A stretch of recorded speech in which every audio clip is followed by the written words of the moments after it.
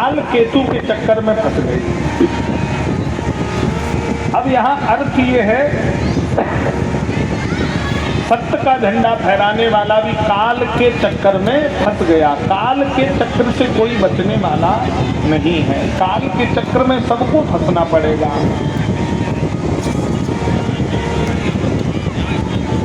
ब्राह्मणों ने श्राप दे दिया, यही प्रताप भानु रावण बने हैं, इनका भाई अहिमर्दन कुंभकर्ण बना है और इनका सचिव धर्मरुचि नाम का ये विभीषण बना है जाकर के।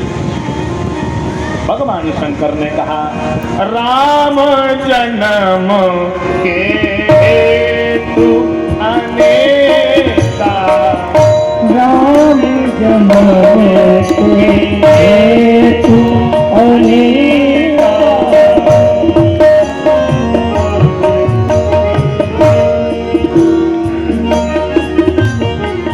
राम जन्म के हेतु अनेका, राम जन्म के हेतु परम विचित्र एक देखा, परम विचित्र एक देखा, परम विचित्र एक देखा, परम विचित्र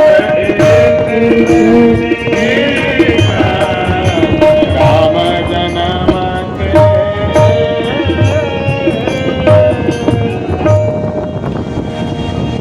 ये तीनों भाई हैं, रावण, कुंभकर्ण और विभीषण। त्रिकूटाचल के ऊपर लंका बसी हुई है और ये तीन गुणों से युक्त ही लंका है। तीन गुण हैं, सतोगुण, रजोगुण, तमोगुण।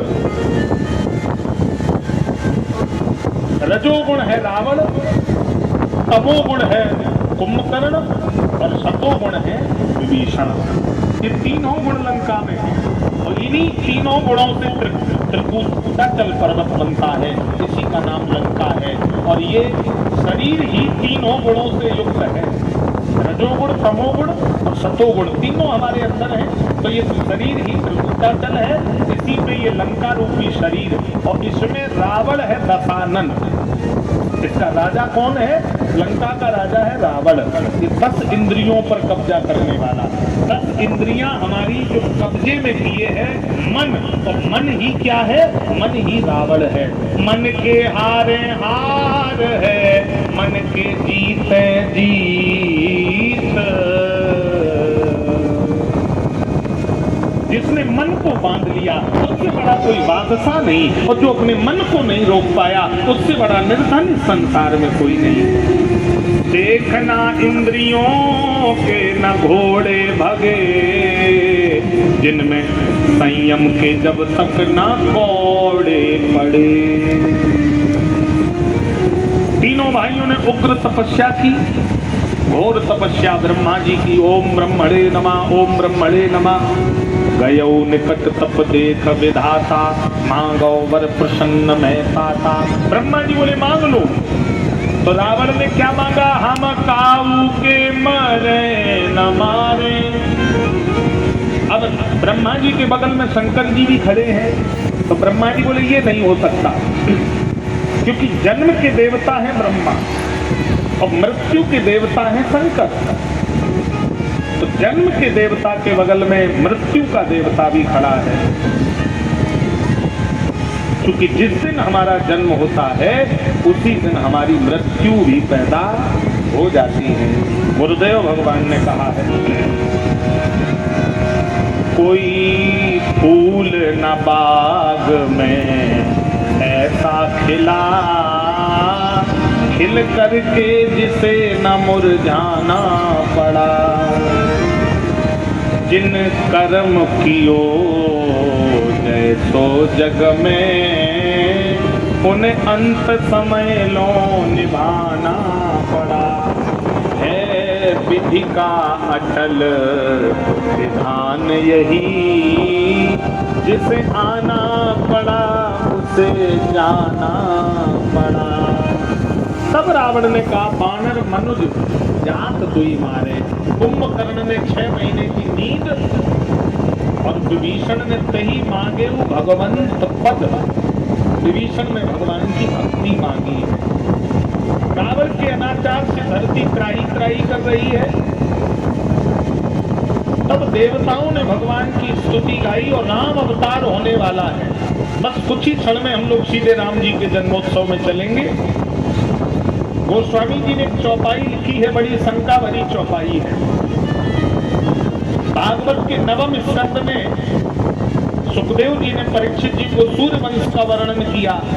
अनादिकाल में भगवान विष्णु की नाभि से कमल, कमल पर ब्रह्मा, ब्रह्मा के मरीचि, मरीचि के कश्यप, कश्यप के श्राद्ध, सुतुम्न, सुतुम्न के सरयाती, सरयाती के नवक, नवक के नाबाग, नाबाग के च्वाक, च्वाक के बिकुच, बिकुच के पुरंजय, पुरंजय के युवनाश, युवनाश के मानधाता, मानधाता के त्रिशंकु, त्रिशंकु के हरिश्चंद, हरिश्चंद के रोहित, रोहित के हरित, हरित के चंप, चंप के सुदेव, सुदेव के भसक, भसक के सगर, सगर के अंशुमान, अंशुमान के दिलीप, दिलीप के भगीरथ, भगीरथ के सौदास, सौदास के अस्मक, अस्मक के मूलक, मूलक के एटवुडू, एटवुडू के खटवान, खटवान के दीर्घबाहु, दीर्घबाहु के रघु, रघु के अज, अज के दशरथ, दशरथ के राम, राम के कुश, कुश के देवयानी, देवयानी के पार्यात, पार्यात के बज्जनाव, बज्जनाव के खड़, खड़ के विदती, क्रम से सूर्यवंश के राजाओं के नाम गिनाए।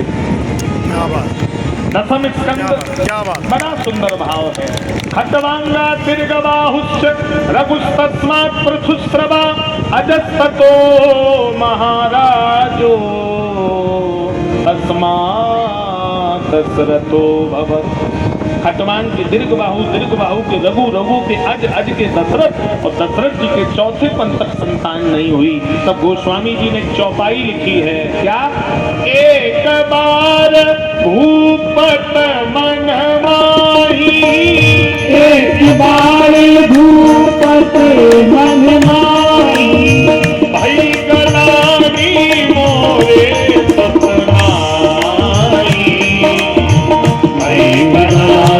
मोरे सतनाई,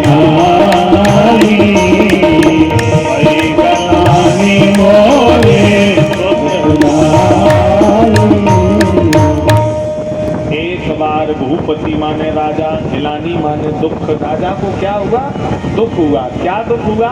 मोरे सुतनाई।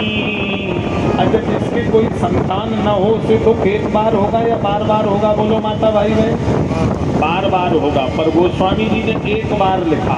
अगर रामचरितमानस में एक बार शब्द जहाँ जहाँ आया है वहाँ कोई विशेष घटना घटित हुई है, और एक बार शब्द पूरी रामचरितमानस में 21 बार आया है। रामायण के मानस पाठक विद्वान लोग जानते होंगे 18 चौपाई हैं और 3 दोहा हैं। एक एक चौपाई पर मैं प्रकाश डाल देता हूँ। एक बार त्रेता